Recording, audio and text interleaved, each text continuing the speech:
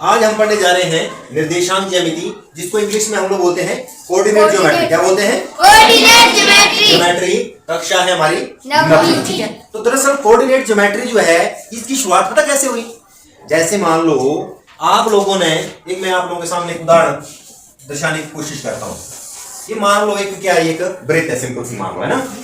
अब यहाँ पे किसी का कोई घर है, यहाँ पे क्या किसी का घर है ना। अब इस घर को फाइंड आउट करना, तो कैसे फाइंड आउट करना है? पंगा नहीं पड़ रहा है, कुछ सोचने पे मजबूर हो रहा है ना। अच्छा, एक व्यक्ति का घर यहाँ पे है, एक व्यक्ति का घर यहाँ पे है। अब सभी के घर अलग अलग जगह पे हैं। अब इन घर को डिफाइन करें तो करें कैसे? अब कागजों में या कहीं ना कहीं इसका रिकॉर्ड तो होना चाहिए कि नहीं होना चाहिए? अब आपके घर में आपकी जो जमीनें हैं, उसका पटवार खाने में तहसीलदार जो भी जहाँ पे बैठते हैं, है ना, डिस्ट्रिक्ट कोर्ट्स वगैरह जो भी है, वहां पे आपको उसका रिकॉर्ड बना हुआ है, पूरा रिकॉर्ड है कि किस नंबर पे किस व्यक्ति की जमीन और कितनी जमीन है। तो इस तरह से कोई नक्शे बने होते हैं। तो यहाँ पे भी हम लोग कुछ बिंदुओं को दर्शाने की कोशिश करेंगे कि यहाँ पे कौन सा बिंदु है और ये बिंदु है तो इसकी स्थिति क्या है। जैसे मान लो ये सब क्लियर नहीं हो रहा है, अगर हम लोग यहाँ से इसको कुछ ना कुछ दर्शाने की कोशिश करें तो हम लोग कुछ दर्शा सकते हैं, है ना। यहाँ पे हम लोग जैसे मान लो मूल मान लें, है ना। ऐसे तो आप लोगों को क्लियर नहीं हो रहा है। गणितज्ञों ने इसके ऊपर विचार किया। मान आपने संख्या रेखा के बारे में पढ़ा है, सभी ने पढ़ा है ना। संख्या रेखा क्या होती है? एक लाइन है, लाइन के ऊपर बीच में एक मान लो बिंदु है जिसे हमने 0 मान लिया, और इधर बराबर बराबर बराबर हिस्से पे गिनती होगी 1 2 3 4 5 6 7, ठीक है।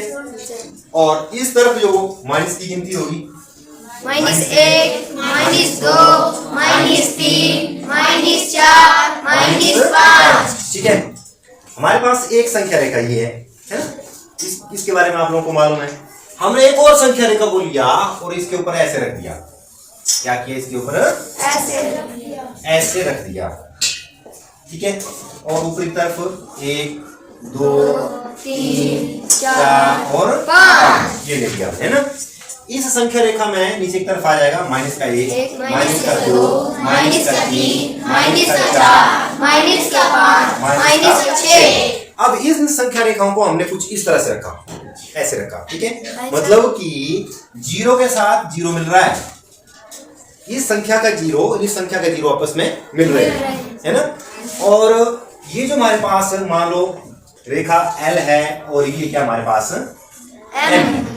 L और M रेखा को हम लोगों ने इस तरह से रखा कि 0 जो आपस में मिल रहा था, और प्लस जो अभी इस तरफ जा रहा है इसका, और इस वाली रेखा का प्लस ऊपर तरफ जा रहा है, ठीक है।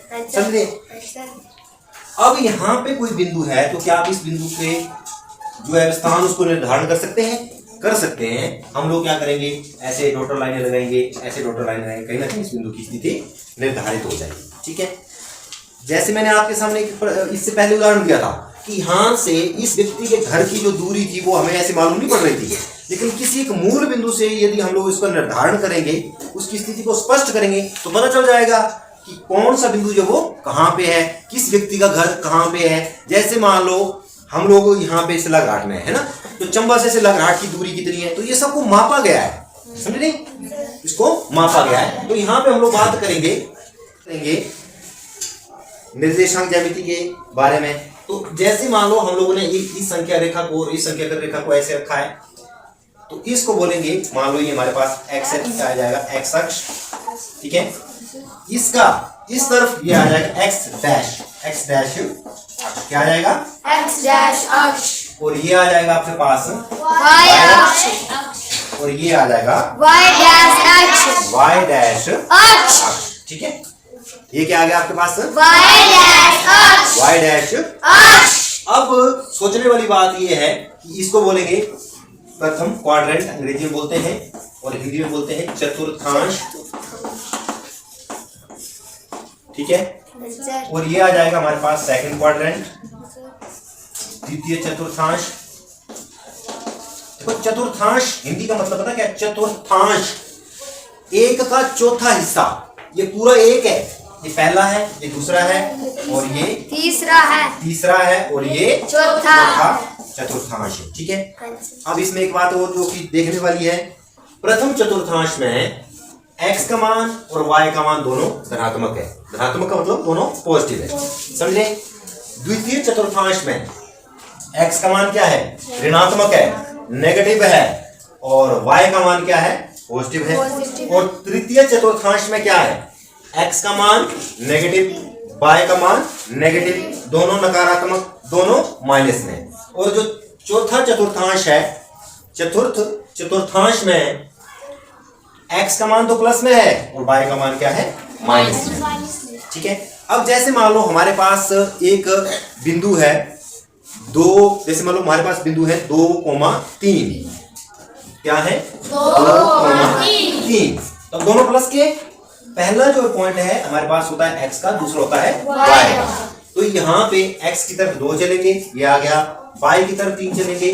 तो ऐसे जैसे आप लोग ग्राफ पेपर के ऊपर ऐसे शो करेंगे, तो ये जो बिंदु है ये आएगा आपका 2,3, क्या आएगा 2,3। अब एक बिंदु और ले लेते हैं हम लोग यहाँ पे, -2,3, क्या लिया हमने, -2,3। देखो साइन चेंज किया मैंने, डिजिट वही है 2 और 3 है, लेकिन 2 जो मैंने माइनस का लिया, 3 जो मैंने प्लस का लिया है। तो माइनस का 2, पहला x माइनस का 2 कहां पे आ गया, ये आ गया, y 3 कहां पे आ गया, ये आ गया। तो ये बिंदु अब यहां पे आएगा, ये आ जाएगा -2,3। अब मैं चेंज कर रहा हूं, दोनों को माइनस कर रहा हूं, -2,-3। ये कौन से चतुर्थांश में चले जाएंगे, देखो प्लस और माइनस के चिन्ह का मतलब देखो, माइनस x भी माइनस का और y भी माइनस का। तो x -2 कहां पे है, ये, y -3 कहां पे है, ये है। तो ये तृतीय चतुर्थांश में चला जाएगा और ये बिंदु हो जाएंगे हमारे पास -2,-3। अब मैं चेंज कर रहा हूं स्थिति को, x जो है मैं प्लस का ले रहा हूं और y जो माइनस का 3 ले रहा हूं, ठीक है। देखो प्लस और माइनस के चिन्ह का अंतर देखिए, x जो है वो प्लस के 2, x जो है प्लस के 2, ये बिंदु है ना, और -3 नीचे की तरफ जहां पे आपस में ये बिंदु मिल रहे हैं, तो ये जो बिंदु आ जाएगा आपके पास x का 2 और y का -3, ठीक है। इसी तरह से जैसे मान लो कोई और बिंदु हम लोग ले ले, मान लो ले ले हम लोग 5 है हमारे पास, ओके है, और -2, कितना ले लिया हमने, 5 अब x का मान कितना है इसमें, 5, x का मान कितना है, y का मान कितना है, -2।